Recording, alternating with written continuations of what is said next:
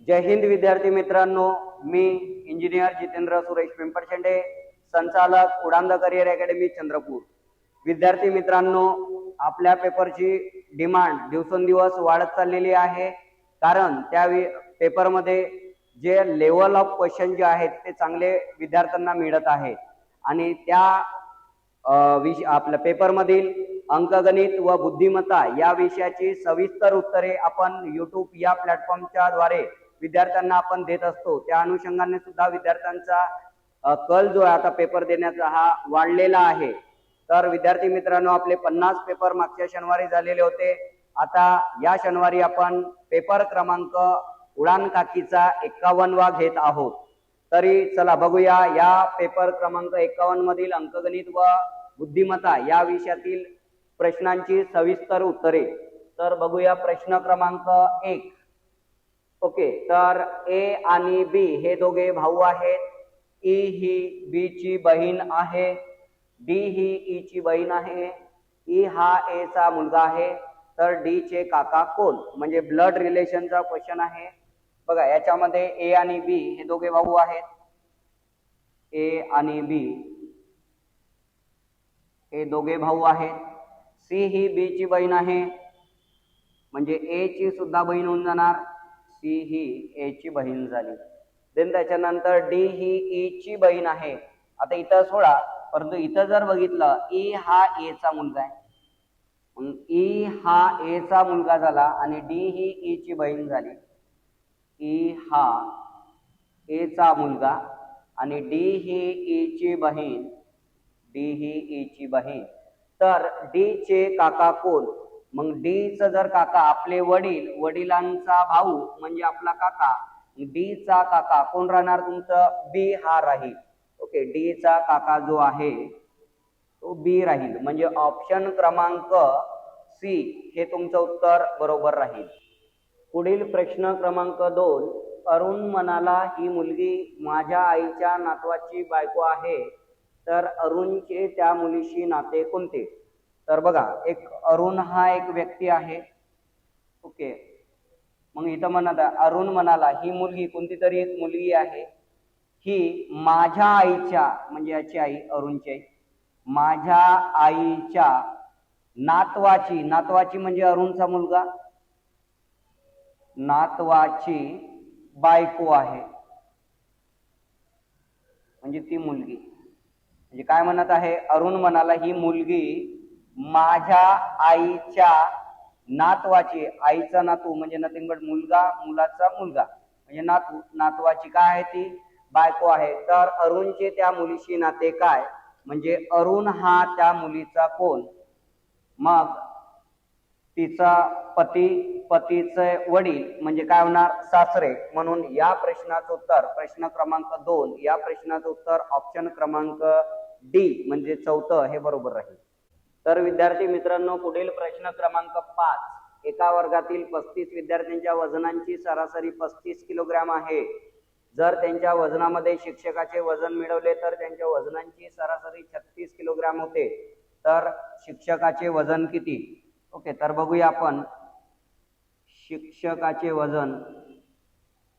शिक्षकाचे वजन बघा, पहिलं सरासरी 35 किलोग्रॅम होती, म्हणजे शिक्षक आल्याच्या नंतर सुद्धा सरासरी किती झाली? 36, म्हणजे वर्ग शिक्षकाचं वय 35 किलोग्रॅम असायलाच पाहिजे। प्लस, प्लस का बरं? कारण सरासरी वाढलेली आहे। किती किलोग्रॅमने वाढलेली आहे? 1 किलोग्रॅमने वजन वाढलेलं आहे। आणि इफेक्ट किती लोकांवर आला? पहिल्याचे विद्यार्थी किती होते? 35 आणि वर्ग शिक्षक 1, म्हणजे किती लोक झाले? एकूण 36 लोक आता वर्गांमध्ये, म्हणजे 1-1 किलो जो आहे तो प्रत्येकांचं 1-1 किलो वेट वाढलेला आहे, म्हणजे 36 लोकांचं वेट वाढलेलं आहे।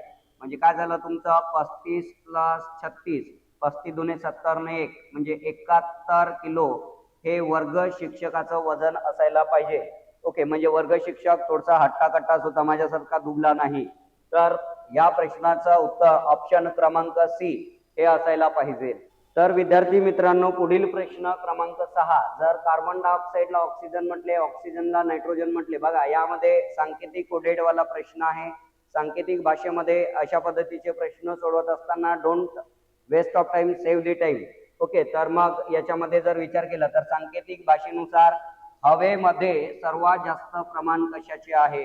मग तुमचा हा जो प्रश्न आहे हा रिझनिंगचा नसून हा कशाचा प्रश्न झालेला असेल? जीएसचा प्रश्न झालेला आहे, जनरल सायन्सचा.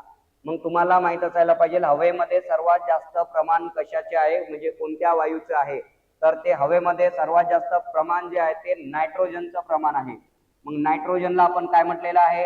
आर्गन म्हटलेलं आहे. म्हणजे या प्रश्नाचं उत्तर तुमचं काय असायला पाहिजे? ऑप्शन क्रमांक सी असायला पाहिजे. आता यांचे पर्सेंटेज सुद्धा जे आहेत ते थोडेफार लक्षात ठेवणं सुद्धा काही वेळेला गरजेचं पडते. आपण सायन्स बघत असताना जर बघितलं, ऑक्सिजनचं जे प्रमाण आहे हवेतलं ते 20.9% आहे, म्हणजे जवळपास 21%च्या जवळपास आहे. नायट्रोजनचं पर्सेंटेज आहे ते 78% आहे. ऑर्गॅनचं जे पर्सेंटेज आहे ते 0.934%च्या जवळपास आहे.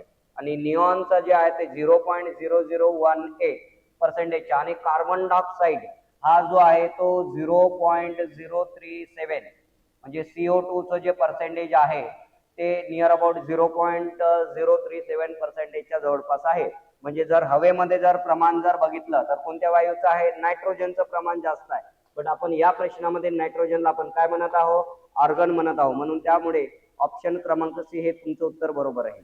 विद्यार्थी मित्रांनो, पुढील प्रश्न क्रमांक 7 क्रमावर विषम संख्यांची सरासरी 17 आहे, तर त्यापैकी सर्वात मोठी संख्या कोणती? बघा, दिलेल्या संख्यांचा आकडा हा विषम आकडा आहे, त्याच्यामुळे 7 संख्या दिलेल्या आहेत. म्हणजे याचा अर्थ चौथ्या नंबरची जी संख्या आहे, चौथी जी संख्या आहे ती तुमची सरासरी झालेली असेल. म्हणजे सरासरी किती झालेली आहे?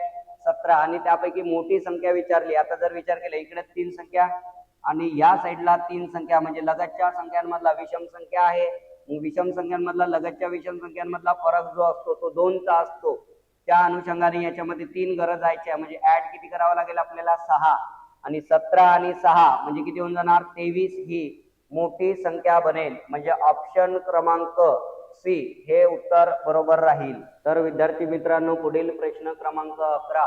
53 किलोमीटर पर आवर या वेगाने गेल्यास एक मोटारसायकल 7 तासांमध्ये किती अंतर कापेल? म्हणजे डिस्टन्स काढायचं. Distance is equal to speed into time, म्हणजे अंतर इज इक्वल टू वेग गुणिला वेळ. मग वेग कितीचा आपला? 53चा. आणि किती तास लावलं? 7 तास. 7 5 35 आणि 7 3 21, म्हणजे 371 किलोमीटरचं अंतर 53 किलोमीटर पर आवरने 7 तास जर गेलं तर 371 किलोमीटरचं आपण अंतर कापू शकतो. म्हणजे प्रश्न क्रमांक 11 या प्रश्नाचं उत्तर ऑप्शन क्रमांक सी उत्तर बरोबर आहे. पुढील प्रश्न क्रमांक 14. 240 मीटर लांबीची एक आगगाडी, 510 मीटर लांबीचा एक प्लॅटफॉर्म 108 किमी प्रति तास या वेगाने गेल्यास किती वेळात ओलांडून जाईल? ओके, आपल्याला वेळ काढायचा आहे. ओके, तर time is equal to distance by speed, म्हणजे वेळ इज इक्वल टू अंतर बाय वेग. मग अंतर या ठिकाणी रेल्वेची लांबी प्लस पुलाची लांबी, ओके, किंवा प्लॅटफॉर्मची लांबी हे घ्यावं लागेल. आणि वेग जो आहे तो 108 किलोमीटर पर आवर आहे आणि अंतर मीटर मध्ये असल्यामुळे त्याला 5/18 ने मल्टिप्लाय करावं लागेल, म्हणजे मीटर पर सेकंद होऊन जाणार. म्हणजे हे किती झालं तुमचं? याच्यामध्ये 750, 18 छक 108 आणि 6 पंचे 30, म्हणजे 0 0 गेट कॅन्सल. 25 3 75, म्हणजे किती सेकंद लागेल? त्या गाडीला 25 सेकंद लागेल 510 मीटर लांबीचा प्लॅटफॉर्म ओलांडून जाण्यासाठी. म्हणजे प्रश्न क्रमांक 14 या प्रश्नाचं उत्तर ऑप्शन क्रमांक ए हे उत्तर बरोबर राहील. तर विद्यार्थी मित्रांनो, पुढील प्रश्न क्रमांक 15. विधाने आणि निष्कर्ष दिलेला आहे, म्हणजे तर्क व अनुमान हा प्रश्नांवरती घटकांवरती प्रश्न विचारलेला आहे. विधान दिलेलं आहे. काही पुस्तके पेन आहेत. मग आपण बघितलेलं आहे केव्हाही दिलेल्या विधानाच्या आधारे तुम्हाला वेन आकृत्या क्रिएट करायच्या असतात. काही पुस्तके पेन आहेत. पुस्तके आणि समजा पेन, काही पुस्तके पेन आहेत. एकही पेन पेन्सिल नाही. म्हणजे पेन्सिल हा जो घटक आहे, पेन्सिल हा घटक पेनांपासून वेगळा असायला पाहिजे. या पद्धतीची वेन आकृती तयार झालेली असेल तर या वेन आकृतीला कोणता निष्कर्ष आपला लागतो ते आपल्याला योग्य ठरवायचं असतो. मग काही पेन पुस्तके आहेत. काही पेन पुस्तके, पहिला निष्कर्ष जो आहे तो बरोबर आहे, एक्झॅक्ट 100% दिसून येतं वेनाकृतीत. काही पेन्सिली पुस्तके आहेत. आता पेन्सिली आणि पुस्तके यांचा संबंध टोटली नाकारलेला आहे, किंवा याच्यामध्ये पेन्सिल आणि पुस्तके या दोन घटकांचा संबंध दाखवलेला नाही. त्याच्यामुळे आपण दुसरा जो निष्कर्ष आहे तो आपण चुकीचा मानतो.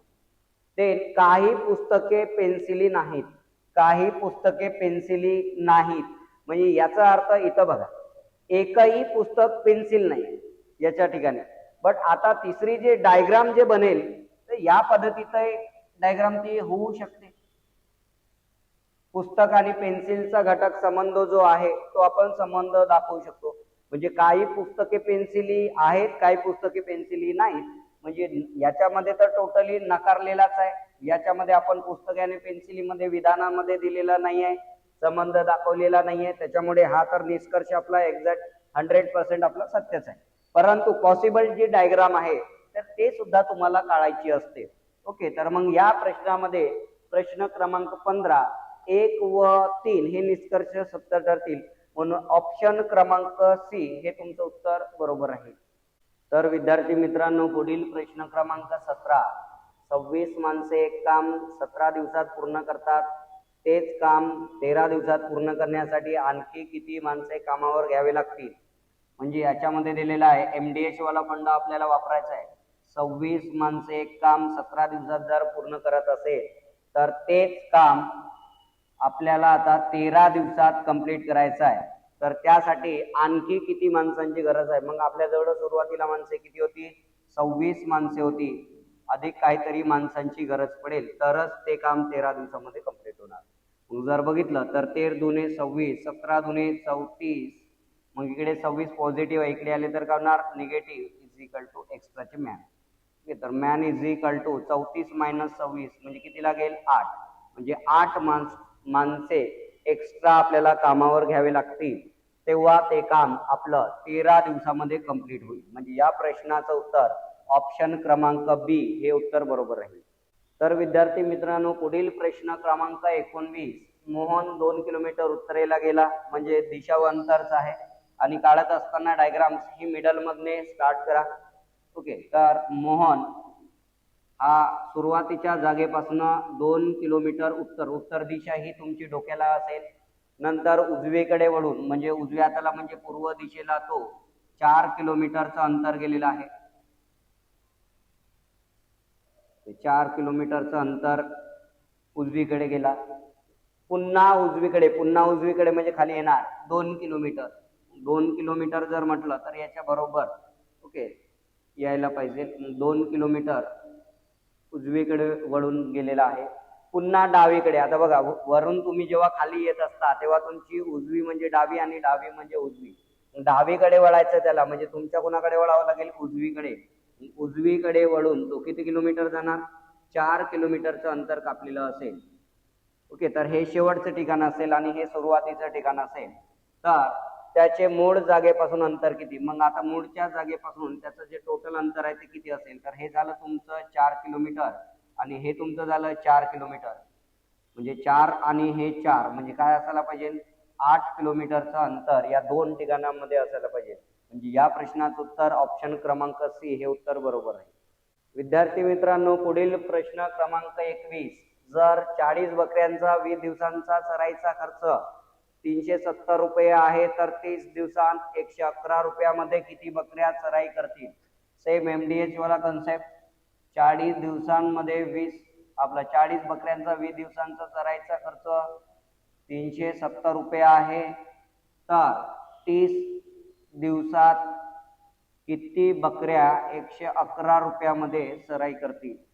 मग विचार जर केला याच्यामध्ये तर 40 गुणिला 20 गुणिला 111 भागीला 370 गुणिला 30, तर याच्यामध्ये कॅल्क्युलेट केला आपण 0 0 0 0 गेट कॅन्सल, 37 तिरी 111 आणि 111 गेट कॅन्सल, तर वाचलं किती 4 दुने 8 म्हणजे 111 रुपयामध्ये 30 दिवसात 8 बकऱ्या चरतील. म्हणून या प्रश्नाचं उत्तर ऑप्शन क्रमांक बी हे उत्तर बरोबर राहील. तर विद्यार्थी मित्रांनो, पुढील प्रश्न क्रमांक 23 एका सांकेतिक परिभाषेत 786 म्हणजे स्टडी व्हेरी हार्ड. ओके, या पद्धतीचं आहे. तर मी डायरेक्ट सांगितलेलं असतं don't waste of time, save the time. मगाशी सुद्धा बोललेलं होतं व्हेरी साठी कोणता अंक कोड वापरलेला आहे. ओके, तर व्हेरी, व्हेरी कुठं दिसतंय तुम्हाला? पहिल्या याच्यामध्ये व्हेरी दिसतंय, बाकीकडे कुठं दिसत नाही. मग त्याच्यातले स्टडी आणि हार्ड हे दोन शब्द गेले असायला पाहिजे. मग आता जर बघितलं स्टडी अँड स्टडी इथे दिसत आहे, स्टडी व्हेरी हार्ड आणि स्टडी अँड वर्क. मग स्टडी अँड वर्क साठी काय वापरलाय? 645 आणि 786 याच्यामधला कॉमन कोणता झाला? 6. म्हणजे याचा अर्थ स्टडी साठी जो वापरलेला शब्द आहे, स्टडी साठी जो वापरलेला आहे स्टडी, ओके, तर 6 वापरलेला आहे. देन त्याच्यानंतर हार्ड याच्यामध्ये दिसतं आणि हार्ड इथं दिसतंय.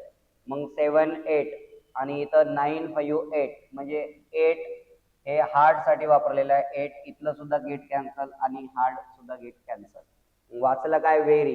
मग व्हेरी साठी जो अंक वाचलेला आहे तो फक्त आणि फक्त एकच वाचलेला आहे, तो म्हणजे कोणता राहणार? 7.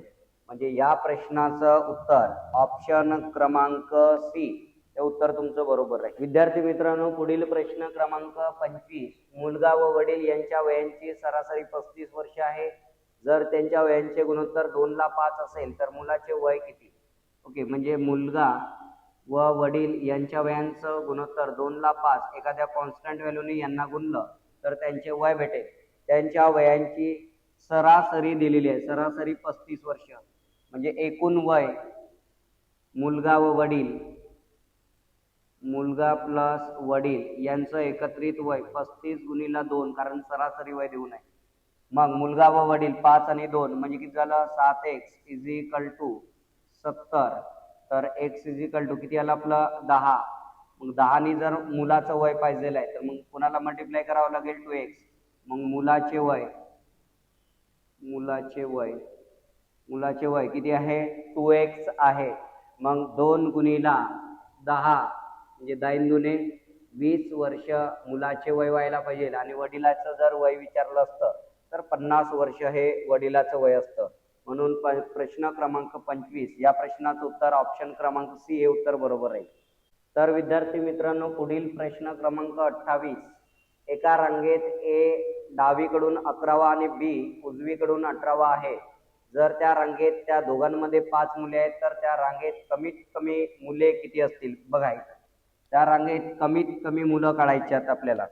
जर बघितलं आपण फर्स्ट पोझिशन आपण बघूया. ओके, ए हा डावीकडून 11वा आहे आणि बी हा उजवीकडून 18वा आहे. ओके, उजवीकडून. तर मग याच्यामध्ये जर बघितलं या दोघांमध्ये किती मुलं आहेत? 5. 1 2 3 4 5 मुले आहेत. म्हणजे याचा अर्थ याच्यामध्ये 7 मिळवलं तर याचा क्रमांक येईल. ओके, म्हणजे 5 आणि 1 6. 6 जर मिळवलं तर म्हणजे 11 + 6 म्हणजे किती होणार? 17.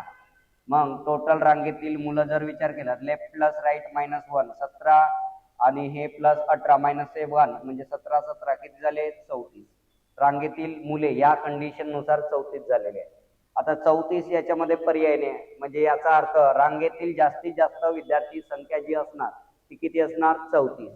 मग दुसरी आपण कंडिशन, ए इथे नसेल बसून तर ए या साईडला सुद्धा असू शकते. म्हणजे ए ला जर इकडे बसवलं तर याचा क्रमांक 11 आणि बी ला या ठिकाणी जर बसवलं तर याचा क्रमांक 18. या दरम्यान किती लोक आहेत? 5. 1 2 3 4 5 जर लोक आहे. म्हणजे याचा अर्थ ए चा क्रमांक जो आहे तो उजवीकडून 18 पेक्षा कमी येणार. कितीने कमी येणार? 6 ने. म्हणजे याचा क्रमांक किती येणार? 12वा. मग टोटल विद्यार्थी जर पाहिजे आपल्याला लेफ्ट प्लस राईट -1 म्हणजे -1 याच्यातून जर केला तर 11 11 किती झालेले असतील? 22. म्हणजे रांगेतील कमीत कमी विद्यार्थी किती राहणार? 22 आणि जास्तीत जास्त विद्यार्थी किती राहणार? 34. म्हणून या प्रश्नाचं उत्तर ऑप्शन क्रमांक डी हे उत्तर तुमचं बरोबर राहील. पुढील प्रश्न क्रमांक 30. जर 18 वस्तूंची किंमत 135 रुपये आहे तर अशा प्रकारच्या 32 वस्तूंची किंमत किती? ओके, क्रॉस मल्टिप्लाय वाला सुद्धा क्वेश्चन आहे. म्हणजे 18 वस्तू 135 रुपयाला मिळतात तर 32 वस्तू किती रुपयाला मिळतील किंवा किती रुपये होतील? तर x = 135 गुणिला 32 डिवायडेड बाय 18. 9चा भाग 2 वेळा, 15 9 135, 2चा भाग 16 वेळा, 15 15 225 आणि ते 15 240 रुपये. या 32 वस्तूंच्या किंमत होऊन जाणार, म्हणजे ऑप्शन क्रमांक बी हे उत्तर तुमचं बरोबर राहील. विद्यार्थी मित्रांनो, पुढील प्रश्न क्रमांक 31. प्रश्नचिन्हाच्या जागी कोणती संख्या येईल? बघा, सर्क्युलर आकृती दिलेली आहे आणि संख्या सुद्धा लहान आहे. याच्यामध्ये जर बघितलं आपण 1 प्लस, आता डिफरन्स काढला आपण, एक्सचा आहे याच्यामध्ये, एक्सचा नंतर 2 3, परंतु इथे एक एक झालेला आहे त्याचं चालणार नाही. मग जर बघितलं 1 प्लस 2 इज इक्वल टू 3, मग 2 प्लस 3 इज इक्वल टू 5, लगतच्या संख्या ऍड करत गेल्या. मग 3 प्लस 5 इज इक्वल टू किती आलं? 8. 5 प्लस 8, 8 आणि 5 किती झालेले असेल? 13. म्हणजे या प्रश्नाचं उत्तर ऑप्शन क्रमांक सी हे उत्तर तुमचं बरोबर राहील. तर विद्यार्थी मित्रांनो, पुढील प्रश्न क्रमांक 32. 3 पुरुष किंवा 6 मुले एक काम 18 दिवसात पूर्ण करतात, तर 4 पुरुष आणि 4 मुले एकत्रपणे ते काम किती दिवसात पूर्ण करतील? इथं दिलेलं आहे बघा, काय दिलेलं आहे? 3 पुरुष म्हणजेच 6 मुले. 3 पुरुष जेवढं काही काम करतील तेवढंच काम काय करणार आहे? 6 मुले करणार आहे. मग आता काम करण्यासाठी आपल्याला काय, कशाची गरज आहे? 4 पुरुष आणि 4 मुले. म्हणजे याचा अर्थ 3 माणसे तर 6 मुले. याचा अर्थ 4 मुले तर किती माणसे होऊन जाणार? 2 माणसे. म्हणजे 4 माणसे प्लस 2 माणसे म्हणजे किती माणसे होऊन जाणार? 6 माणसे. म्हणजे याचा अर्थ आता 3 माणसे एक काम किती दिवसात पूर्ण करताय? 18 दिवसात पूर्ण करतायत. तर तेच काम 6 माणसे किती दिवसात पूर्ण करतील? आता जर बघितलं इथे माणसांची संख्या आपण दुप्पट केली तर लागणारे दिवस अर्धे लागायला पाहिजे. ओके, तर D2 इज इक्वल टू 3 गुणिला 18 भागिला 6 साइन तिरी 18 3 तिरी 9. म्हणजे किती दिवस लागायला पाहिजे? 9 दिवस लागायला पाहिजे. ओके, त्यामुळे प्रश्न क्रमांक 32 या प्रश्नाचं उत्तर ऑप्शन क्रमांक डी हे राहील. तर विद्यार्थी मित्रांनो, पुढील प्रश्न क्रमांक 36. ए चा पगार 18,800 रुपये आहे, तसेच बी चा पगार 4,000 रुपये आहे. तर ए चा पगार बी च्या पगाराच्या किती टक्के आहे? बघा, ए चा पगार किती दिलेला आहे? 18,800 रुपये दिलेला आहे आणि बी चा पगार जो दिलेला आहे तो 4,000 रुपये दिलेला आहे. विचारलेला आहे ए चा पगार बी च्या पगाराच्या, ए चा पगार बी च्या पगाराच्या किती टक्के आहे? मग विचार केला तर टक्के इज इक्वल टू ए चा पगार किती आहे देऊन आपला बी, ए चा पगार बी च्या पगाराच्या, बी चा पगार हा पूर्ण होणार आणि देन त्याच्यापैकी ए चा पगार 18,800 गुणिला काय करणार? 100. मग 1 2 3 1 2 3 0 गेट कॅन्सल. 4चा भाग जर टाकला आपण, 4 चो 16, 2 वाचले, 4 7 28 आणि 1 0 म्हणजे काय असायला पाहिजे? 470%. म्हणजे प्रश्न क्रमांक 36 या प्रश्नाचं उत्तर ऑप्शन क्रमांक बी हे राहील. तर विद्यार्थी मित्रांनो, पुढील प्रश्न क्रमांक 38. विद्यार्थ्यांच्या रांगेत मोहन उजवीकडून 15वा आणि दिनेश डावीकडून 18वा आहे, तेव्हा ते दोघे आपापसात जागा बदलतात, तेव्हा मोहन उजवीकडून 20वा ठरतो. तर यावेळी दिनेश डावीकडून स्थान काय? दिनेशचे डावीकडून स्थान काय? मग आता इथं जर बघितलं विद्यार्थ्यांच्या रांगेत मोहन उजवीकडून 15वा आहे, मोहन उजवीकडून 15वा आहे आणि दिनेश डावीकडून 18वा आहे. मग जेव्हा त्यांनी आपापसात जागेची अदलाबदल केली, म्हणजे मोहन दिनेशच्या ठिकाणी, दिनेश मोहनच्या ठिकाणी आलेला असेल, तर त्यावेळेला मोहनचा उजवीकडून क्रमांक हा 20वा झालेला असेल, म्हणजे काढलेली आपण पोझिशन बरोबर आहे. किंवा त्यावेळेला इकडचा नंबर कमी येत असेल तर मग त्यांची पोझिशन आपण उलटी करायला पाहिजे. मग याचा अर्थ मोहन आता 20व्या क्रमांकावर आला, म्हणजे याचा अर्थ याच्या दरम्यान किती विद्यार्थी आहेत?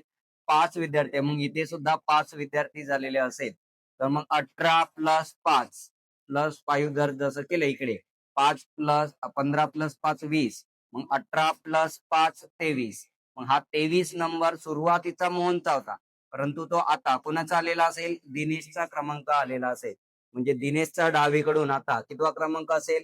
23वा क्रमांक असेल. म्हणजे प्रश्न क्रमांक 38 या प्रश्नाचे उत्तर ऑप्शन क्रमांक सी हे राहील. तर विद्यार्थी मित्रांनो, पुढील प्रश्न क्रमांक 40. 7,500 रुपयाच्या एका वस्तूवर एका दुकानदाराने 20% सूट दिल्यास त्या वस्तूची विक्री किंमत किती?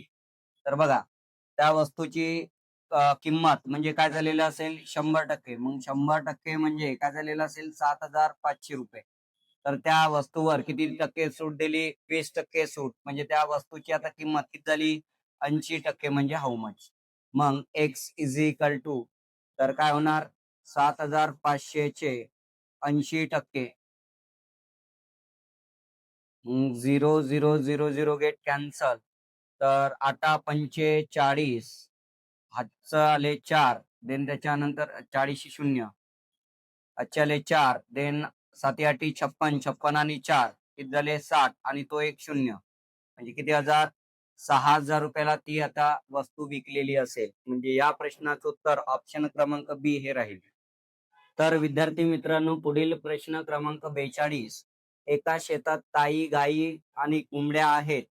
त्यांच्या डोक्यांची एकूण संख्या 43 आहे, तसेच पायांची एकूण संख्या 120 आहे. जर कोंबड्यांच्या संख्येत आणखी 4 मिळवले तर एकूण कोंबड्या किती? या पद्धतीचा प्रश्न आहे. जर बघितलं याच्यामध्ये मी सांगितलेलं होतं, कमी पायाचे जे असेल त्यांना एक्स पकडा, म्हणजे कोंबड्या यांना 2 पाय असते त्याच्यामुळे एक्स, आणि गायी यांना आपण वाय जर पकडलं तर त्यांच्या डोक्यांची एकत्रित संख्या म्हणजे x plus y is equal to किती दिलेली आहे? 43. आणि त्यांच्या पायांची एकत्रित संख्या म्हणजे कोंबड्याला 2 पाय आणि गाईला 4 पाय किती दिलेले आहे? 120. मग 2 अननोन अँड 2 इक्वेशन. मग या इक्वेशन 1 ला 2 ने जर मल्टिप्लाय केलं, मल्टिप्लाय बाय 2, इक्वेशन 1, तर मग काय भेटेल? 2x plus 2y is equal to 43 दुने 86. सॉल्विंग इक्वेशन, समजा याला 1 दिलेलं होतं आपण 2 आणि याला आता 3, तर सॉल्विंग इक्वेशन 2 अँड 3, मग याच्यातून आपण इक्वेशन मायनस करूया. मग 2x गेट कॅन्सल, 4y मधनं 2y गेले तर वाचेल किती? 2y. आणि 120 मधनं 86 गेले, इकडे 4, आणि देन त्याच्यानंतर 33 म्हणजे किती असणार? 34. y इज इक्वल टू किती असायला पाहिजे? 17. वाय काय पकडलेलं होतं आपण? गाई. गाई तुमच्या 17 झाल्या. टोटल किती आहे तुम्हाला? 43. मग x is equal to 43 minus 17, तर x इज इक्वल टू 13तून 7 गेले 6, चला 1, 4 मधनं 2 गेले तर 2, 26. म्हणजे काय झालं? कोंबड्या किती झाल्या तुमच्या? 26. परंतु विचारलं काय? जर कोंबड्यांच्या संख्येत आणखी 4 मिळवले तर एकूण कोंबड्या किती? मग 26 मध्ये आपल्याला 4 मिळवायचं आहे. 26 प्लस 4 किती होऊन जाणार? 30. 30 कोंबड्या होऊन जातील. म्हणून प्रश्न क्रमांक 42 या प्रश्नाचं उत्तर ऑप्शन क्रमांक डी हे उत्तर बरोबर राहील. तर विद्यार्थी मित्रांनो, पुढील प्रश्न क्रमांक 45. 10 जानेवारी 2015 ला शनिवार होता. 10 जानेवारी 2015 ला शनिवार होता. तर 10 जानेवारी 2016 ला कोणता वार असेल? आता बघा, याच्यामध्ये डेट आणि महिना हा सारखा आहे, फक्त वर्षाचा इफेक्ट येत आहे, आणि तोय म्हणजे एका वर्षाचा इफेक्ट आला. मग याच्यामध्ये बघितलं इन बिटवीन 15 आणि 16 लीप वर्ष 16 आहे, परंतु 16 या वर्षामध्ये फेब्रुवारी महिन्यातील 29 तारीख कॅल्क्युलेशन मध्ये आलेली नाही, त्याच्यामुळे इफेक्ट पडणार नाही. मग काय होणार? फक्त एक दिवस पुढे व समोर. मग एक दिवस पुढचा वार म्हणजे शनिवार नंतरचा वार, वार रविवार. या प्रश्नाचं उत्तर असायला पाहिजे, म्हणजे ऑप्शन क्रमांक सी हे तुमचं उत्तर बरोबर राहील. तर विद्यार्थी मित्रांनो, पुढील प्रश्न क्रमांक 46. 1 चा घन प्लस 2 चा घन प्लस 3 चा घन डॉट डॉट डॉट प्लस 11 चा घन is equal to question mark. म्हणजे काय विचारलंय? क्रमवार नैसर्गिक संख्यांच्या घनांची बेरीज. मग आपण फॉर्म्युला बघितलेला होता, क्रमवार नैसर्गिक संख्यांच्या घनांची बेरीज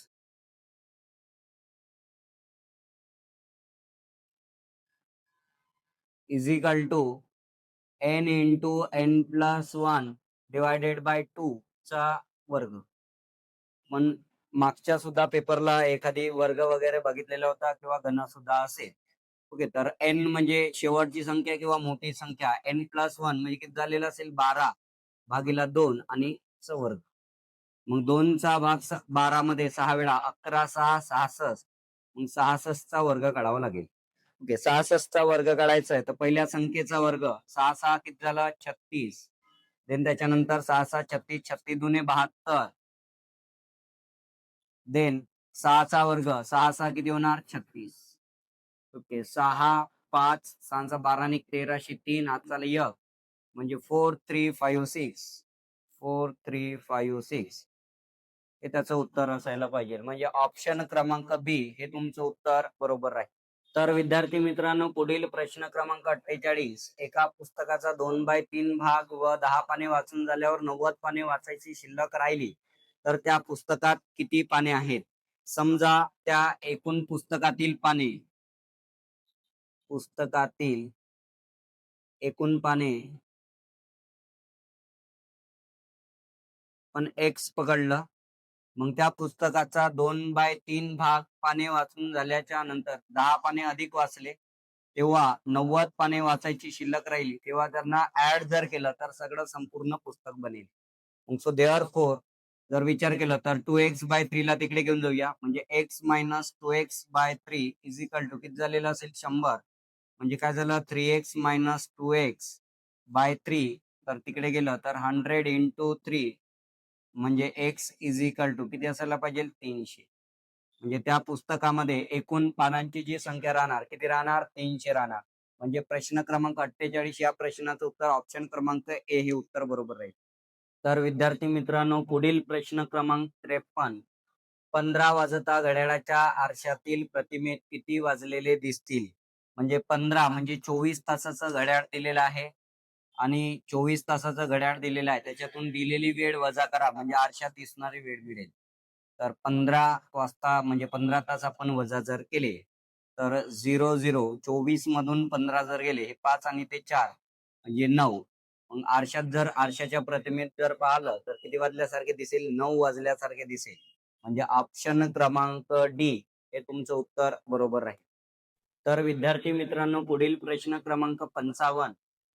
15 सफरचंदाच्या झाडांना प्रत्येकी 16 सफरचंदे लागली होती. पहिल्या तोडीवेळी त्यातील 9 झाडांवरील सर्व सफरचंदे काढण्यात आली तर झाडावर किती सफरचंदे शिल्लक राहिली? बघा, 9 झाडावरचे सर्व सफरचंद गेले. किती झाडांपैकी? 15 झाडांपैकी. मग 15 - 9 म्हणजे किती वाचले 6. मग 6 झाडांवरचे फळ वाचलेले आहेत आणि एका झाडाला किती सफरचंद आहे 16. मग 6 × 16 16 छक 96. 96 सफरचंदे त्या झाडावर शिल्लक वाचलेली असेल. म्हणून प्रश्न क्रमांक 55 या प्रश्नाचं उत्तर ऑप्शन क्रमांक बी हे उत्तर बरोबर आहे. तर विद्यार्थी मित्रांनो, पुढील प्रश्न क्रमांक 56. एक घड्याळ दर तासाला 12 सेकंद पुढे जाते. जर सकाळी 10 वाजता घड्याळ बरोबर लावले तर दुसऱ्या दिवशी दुपारी 4 वाजता घड्याळात किती वाजले असतील?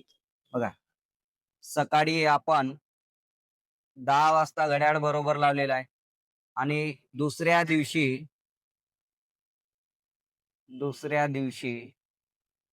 दुपारी 4 वाजता. दुपारी किती वाजता? 4 वाजता त्या घड्याळात किती वाजलेलं आहे? मग सकाळी 10 आज तर उद्याच्या सकाळी 10 पर्यंत 24 तासाचा कालावधी झालेला असेल आणि ते 10 ते 4 म्हणजे ते 2 12 आणि ते 4 म्हणजे 6 तास. म्हणजे टोटल ड्युरेशन जो झाला तो हा किती तासाचा झाला? 30 तासाचा ड्युरेशन झाला. मग एका तासामध्ये ते घड्याळ एका तासात 12 सेकंद पुढे चाललेले आहे. याचा अर्थ 30 तासात ते घड्याळ किती सेकंद पुढे जाईल? विचार केला तर मग x इज इक्वल टू 30 × 12. आता बघा, हे सेकंद मध्ये येणार, यांना जर 60 न जर भागून टाकलं तर कशामध्ये येणार? मिनिटांमध्ये. मग x इज इक्वल टू 30 दुने 60 आणि 2चा भाग 12 मध्ये 6 म्हणजे 6 मिनिट ते घड्याळ पुढे गेलेलं असेल. म्हणजे त्या घड्याळामध्ये दुपारी 4 वाजून किती मिनिटं वेळ दाखवलेली असेल? 6 मिनिट. म्हणजे ऑप्शन क्रमांक डी हे तुमचं उत्तर बरोबर राहील. तर विद्यार्थी मित्रांनो, पुढील प्रश्न क्रमांक 57. खालील आकृतीमध्ये किती त्रिकोण आहेत? बघा, आकृती दिसत आहे तुमच्या स्क्रीनवरती. तर बघा याच्यामध्ये तेव्हाही मी बेस कन्सेप्ट शिकवलेला होता. एका शिरोबिंदूमधून निघणाऱ्या त्रिकोणांची संख्या मोजायचं असेल तर यांना नंबरिंग करा 1 2 3 4. मग किती झालेलं असेल यांचं ऍडिशन करायचं आहे. तर मग 4 गुणिला 5 भागीला 2 म्हणजे 5 गुणे किती होणार 10. म्हणजे या शिरोबिंदूतून निघणारे त्रिकोण 10. या शिरोबिंदूत 1 2 3 4 म्हणजे या शिरोबिंदूतून निघणारे त्रिकोण 10 आणि 1 2 3 4 त्याच पद्धतीत या शिरोबिंदूतून निघणारे त्रिकोण 10 म्हणजे किती झाले तुमचे 30 प्लस हा जर बघितला आपण तर हा 31 आणि मोठावाला जर बघितला आपण तर तो 1 म्हणजे 1 + 1 नथिंग बट किती होणार तुमचे एकूण त्रिकोण जे आहे त्रिकोणांची संख्या आहे 32. म्हणून त्यामुळे या प्रश्नाचं उत्तर ऑप्शन क्रमांक ए उत्तर बरोबर राहील. तर विद्यार्थी मित्रांनो पुढील प्रश्न क्रमांक 59. अशी लहानात लहान संख्या शोधा की ज्या संख्येला 15 ने भागल्यास बाकी 5 उरते, 21 ने भागल्यास बाकी 11 उरते आणि 28 ने भागल्यास बाकी 18 उरते. अशा पद्धतीचा प्रश्न आपण पुष्कळ वेळा बघितलेला आहे. मग दिलेल्या संख्यांचा तुम्ही लसावी काढा. म्हणजे कोणाचा काढणार लसावी? 15 ने भागल्यास बाकी 5, 21 आणि देन त्याच्यानंतर याच्यामध्ये 28. या संख्यांचा तुम्हाला काय काढावं लागेल? लसावी. म्हणजे 3 ने भाग जातो, 3 पाची 15, 3 साता 21 आणि 28 ला भाग जाणार नाही म्हणून तशान तशी. हा मग 7 ने जर भाग दिला तर 7 1 7 728 5 जशानं तशी. म्हणजे लसावी काय राहणार? 3 गुणिला 7 गुणिला 5 गुणिला 4 म्हणजे 7 तिरी 21 आणि 5 24 म्हणजे 21 दुने 42 म्हणजे 420 हा तुमचा काय झाला? लसावी. पण काय म्हणतात ज्या संख्येला 15 ने भागल्यास बाकी 5 उरायला पाहिजे. 15 ने भागलं बाकी 5 उरायला पाहिजे म्हणजे त्या संख्येतून 10 जर वजा जर केले तर बाकी 5 उरणार. त्याच पद्धतीत 21 मधनं 11 जर वजा जर केले तर किती वाचेल? 10 आणि 28 मधनं 18 जर वजा केले तर 10. म्हणजे ही कॉमन उरणारी संख्या आपल्याला त्या संख्येतून वजा करावी लागेल. म्हणजे संख्या इज इक्वल टू 420 मायनस तुम्हाला किती करावं लागेल? 10. म्हणजे किती असणार? 410. म्हणजे ती जी संख्या राहणार लहानात लहान संख्या आणि ती कंडिशन फॉलो करणारी कंडिशन म्हणजे सॅटिस्फाय करणारी संख्या जी असेल ती 410 म्हणजे ऑप्शन क्रमांक डी हे उत्तर तुमचं बरोबर आहे. तर विद्यार्थी मित्रांनो पुढील प्रश्न क्रमांक 56. खालील प्रश्नामधील रिकाम्या जागी योग्य पर्याय निवडा. ओके, लयबद्ध पद्धतीचा प्रश्न आहे आणि लयबद्ध पद्धतीचा प्रश्न सोडवत असताना मी काही नियम लिहून दिलेले आहेत. त्या नियमांचा बरोबर पुरेपूर वापर जर केला तर तुम्ही इझिली रित्या ते तुमचं सोल्युशन येऊन जाईल. मग बघा मी याच्यामध्ये पहिला नियम सांगितला की अक्षरांची संख्या ही रिकाम्या जागेसकट मोजून घ्या. मग जर मोजली आपण 1 2 3 4 5 6 7 8 9 10 11 12 13 14 15 16 एकूण 16 अक्षरे त्या अक्षर मालिकेमध्ये दिलेले आहेत. मग त्या अक्षर मालिकेचे गट पाडा. मग गट पाडत असताना 4चे 4 गट पाडू शकता किंवा सुरुवातीच्या किंवा शेवटच्या गटातील अक्षरांची संख्या ही 1 ने कमी जास्त राहू शकते. नियम लिहून दिलेले आहे. ओके, 4चे 4 गट पाडण्याचा प्रयत्न करू. 1 2 3 4 1 2 3 4 1 2 3 4 1 2 3 4. हा या पाडल्याच्या नंतर काय करायचं आहे? अशा पद्धतीचे प्रश्नांचं आपण ऑप्शन उचलायचं आणि पुट करून पाहायचं. जर येत असेल तर ठीक लयबद्ध तयार होत असेल. ऑप्शन पहिलं बघू आपण. T T S S. हा काय झालं? R T S R T T S R R T S R R S S R म्हणजे लय आली का? नाही. ओके, त्याच्यामुळे हे ऑप्शन होणार नाही. हा दुसरा ऑप्शन बघू आपण. सेकंड वाला ऑप्शन काय झालेला आहे? T S T S T S T S. हा तर मग R T S R S T S R R T T R R S S R म्हणजे लय याच्यात सुद्धा आलेली नाही. म्हणजे ते सुद्धा ऑप्शन होणार नाही. Next third option T R S T. हा R T S R R T S R R T S R R T S R म्हणजे या ऑप्शनने आपण पुट केल्यामुळे त्या अक्षर मालिकेतील लयबद्ध निर्माण होत आहे. म्हणून प्रश्न क्रमांक 56 या प्रश्नाचं उत्तर ऑप्शन क्रमांक सी हे उत्तर तुमचं बरोबर राहील. तर विद्यार्थी मित्रांनो, पुढील प्रश्न क्रमांक 63. याच्या अगोदरचा जो प्रश्न होता तो 59 नसून तो 61 आहे. ओके, थोडं त्याला करेक्शन करून घ्या. ओके, प्रश्न क्रमांक 63. 18 नंतरची 51वी विषम संख्या कोणती? तर मग आता इथं दिलेलं 18 ही समसंख्या आहे. मग 18 नंतरची येणारी विषम संख्या म्हणजे कोणती आहे? 19. म्हणजे पहिली विषम संख्या भेटली. तुम्हाला कितवी पाहिजे होती? 51. एक पहिलं भेटल्या असल्यामुळे किती राहणार आता? 50. आणि लगतच्या विषम संख्यांमधला फरक कितीचा राहणार? 2चा. मग 19 प्लस 50 दुने किती असणार? 100.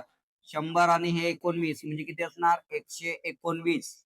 म्हणजे 18 नंतर येणारी 51वी विषम संख्या कोणती राहणार? 119. म्हणजे या प्रश्नाचं उत्तर ऑप्शन क्रमांक सी हे उत्तर तुमचं बरोबर राहील. पुढील प्रश्न क्रमांक 65.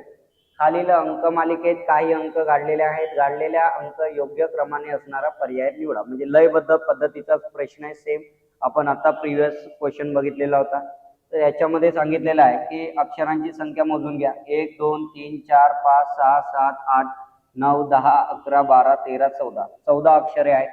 आणि टाइप्स ऑफ याच्यामध्ये नंबर्स हे दोनच प्रकारचे दिसत आहेत. ते 2चे 7 गट पाडा. याच्यामध्ये जर बघितलं आपण दोनच अंक दिसत आहे आणि वारंवार 9898 इथंच तुम्हाला दिसून येत आहे. म्हणजे याचा अर्थ 98 98 98 98 9898 आणि इथे सुद्धा 98. म्हणजे काय असायला पाहिजे? 88998. कुठे दिसतं ऑप्शन मध्ये? ऑप्शन क्रमांक बी हे तुमचं उत्तर असायला पाहिजे. विद्यार्थी मित्रांनो, पुढील प्रश्न क्रमांक 68. ओके, तर अल्फाबेट सिरीज दिलेली आहे आणि प्रश्नचिन्हाच्या ठिकाणी येणारं पद शोधायचं आहे. तर मी सांगितलेलं होतं अल्फाबेटचा कुठलाही प्रश्न सॉल्व्ह करत असताना सिरीज जर दिलेली असेल तर first of all gives number. Okay, तर मग नंबर जर दिला आपण 23 22 16 15 9 8 2 1. मग लगतच्या पदांमधला आपण फरक जो आहे डिसेंडिंग ऑर्डरने सिरीज आहे. मग आपण फरक काढून बघितला तर कितीचा दिसतोय? 7चा. याच्यामध्ये सुद्धा 7. 16तून 7 गेले 9. 15तून 7 गेले 8. 9 मधून 7 गेले तर 2 आणि 8 मधनं 7 गेले तर 1. म्हणजे याचा अर्थ 7 7 मायनस झालेला आहे. याच्यातून सुद्धा आपल्याला 7 मायनस करावं लागेल. पण 2 मधनं 7 जाणार नाही. म्हणजे 2 म्हणजे 28 पकडा. 28 मधनं 7 गेले तर वाचले किती? 21. आणि 1 म्हणजे नथिंग बट तुमचं 27 मायनस 7 म्हणजे किती होणार? 20. म्हणजे 21 20 म्हणजे काय असायला पाहिजे? UT हे तुमचं उत्तर असायला पाहिजे. म्हणजे ऑप्शन क्रमांक सी हे तुमचं उत्तर बरोबर राहील. तर विद्यार्थी मित्रांनो, पुढील प्रश्न क्रमांक 70.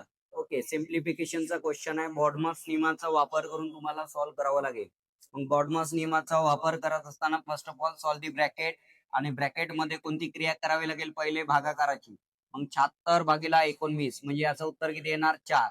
परंतु याच्या समोर साइन कोणता आहे? मायनस. मग इथे सुद्धा किती आहे? 4. परंतु कोणते आहे? Minus. Okay, plus R minus मायनसच राहणार.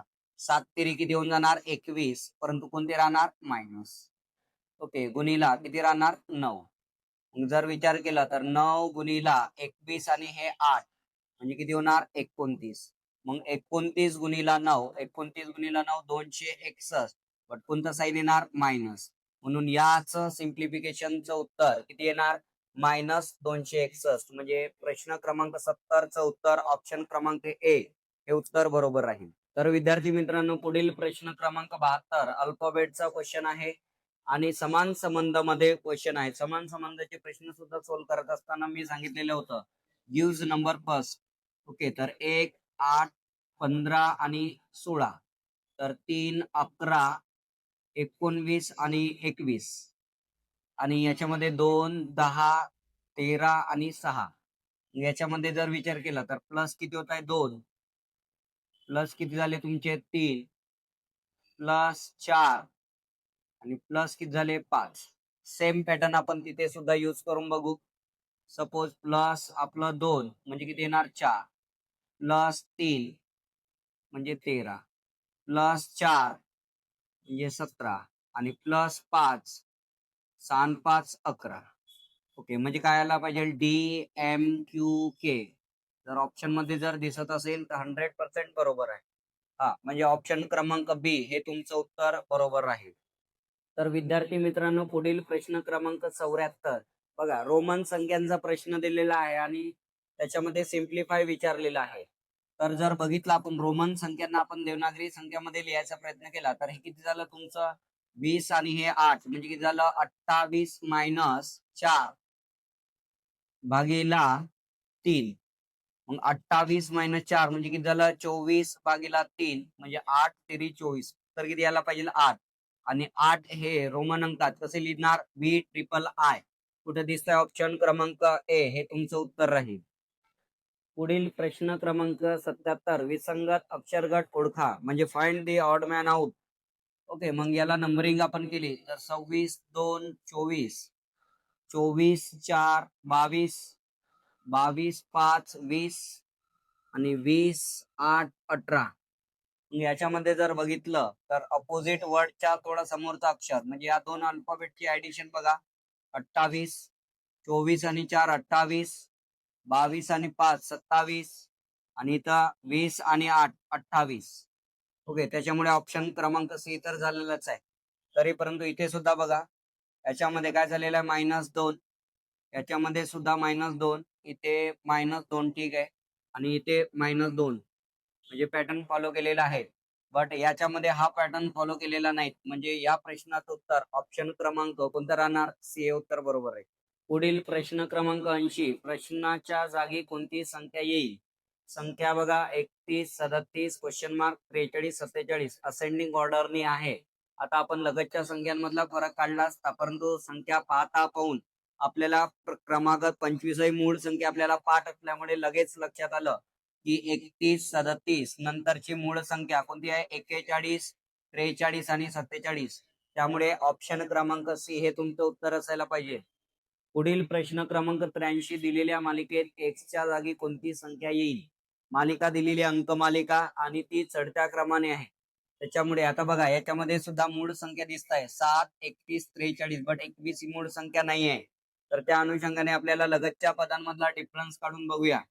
याच्यातला लगतच्या संख्यांमधला डिफरन्स इथला जर बघितला तर कितीचा दिसतोय 10चा आणि याच्यातला फरक कितीचा दिसतोय 12चा. म्हणजे 10 12 2चा फरक आला म्हणजे याच्यातला फरक आपला होऊ शकते 8 आणि याच्यातला फरक 6. लावून कंटिन्यू सिरीज फॉलो होत असेल तर ते तुमचं येणारं उत्तर बरोबर राहील. 7 आणि 6 किती झालेलं असेल 13. 13 आणि 8 किती झालं 21 म्हणजे 100% 13 हे उत्तर तुमचं बरोबर आहे. म्हणजे प्रश्न क्रमांक 83 या प्रश्नाचं उत्तर ऑप्शन क्रमांक सी हे उत्तर बरोबर राहील.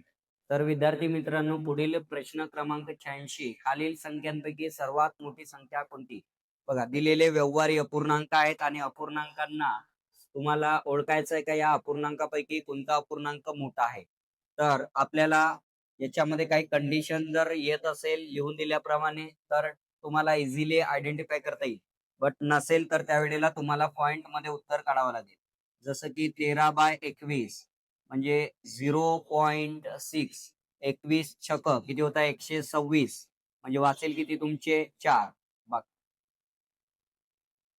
हा, देन त्याच्यानंतर जर विचार केला तर 11/17 तर 17चा भाग 0.17 छक 102. 102 म्हणजे वाचले किती तुमचे 8. हा, देन त्याच्यानंतर 9/13 म्हणजे 0.13 छक 78. 78 म्हणजे वाचले किती तुमचे 12. ओके, देन त्याच्यानंतर 7/11 म्हणजे 0.70 झाले तर 11/6 66 म्हणजे वाचले किती तुमचे 4. आता बघा 0.6 सगळ्यांचं उत्तर आहे. बट याच्या ठिकाणी जर बघितलं हा भाजक 21 आहे बाकी 4 आहे आणि इथं भाजक 17 आहे बाकी 8 आहे, भाजक 13 आहे बाकी 12 आहे आणि भाजक 11 आहे आणि बाकी 4 आहे. जर विचार केला तर भाजक याच्या ठिकाणी जर विचार केला 13 आणि हे बाकी उरणारे 12 हे जवळची संख्या आहे म्हणजे याचा अर्थ याच्यामध्ये लवकर भाग जाऊ शकते म्हणजे येणारी संख्या जी आहे भागाकारातली ही मोठी राहणार.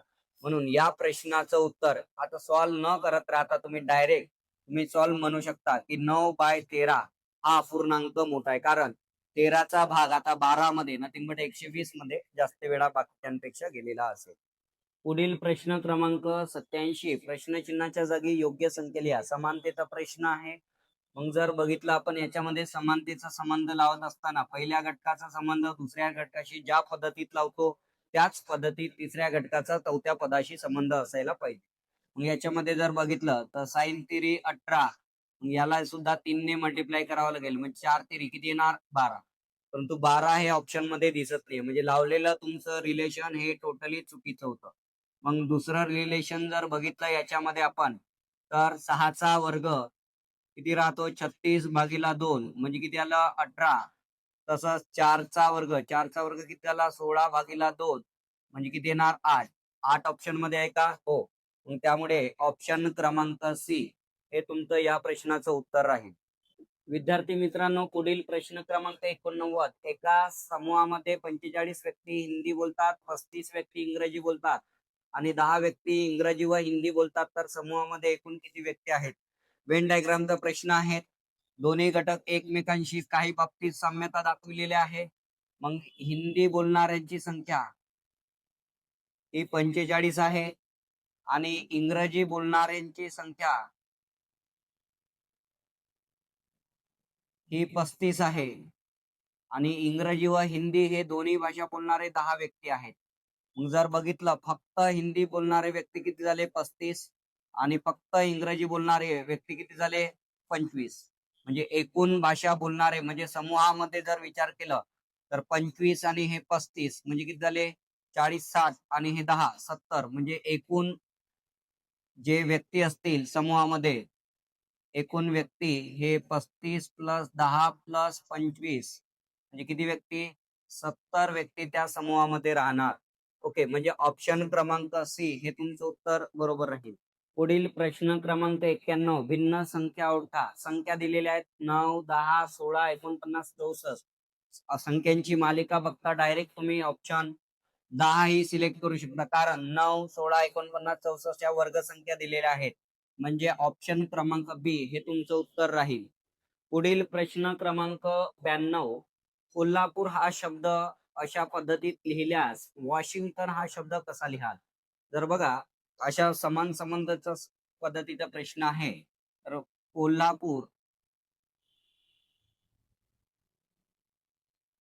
ला काय लिहिलेलं आहे आपण? IMJFYNST.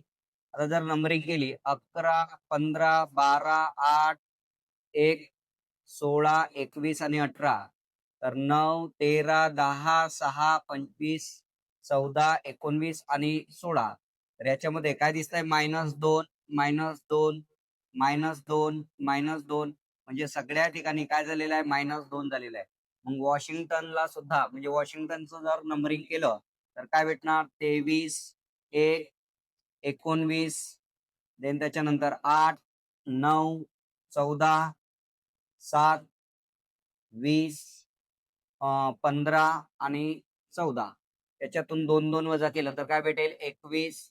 आता 1 मधनं 2 जाणार नाही, म्हणजे याला पकडा 27. 27 मधनं 2 गेले 25, 17, 6, 7, 12, 5, 18, देन 13 आणि याच्यामध्ये 12. म्हणजे काय असणार? UYQFGLE18RML UYQFGLERML म्हणजे कुठे दिसत आहे? ऑप्शन क्रमांक सेकंड.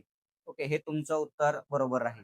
पुढील प्रश्न क्रमांक 94. 10.8% दराने एका रकमेचे 2 वर्षाचे चक्रवाढ व्याज व सरळ व्याज यांच्यातील फरक 8 रुपयाचा आहे, तर ती रक्कम कोणती? बघा, एखाद्या रकमेवर 8% मिळाले, मग त्याच्यावर अधिक 8% मिळाले, तेव्हा कुठे दोन फरक किती झाला? 8चा.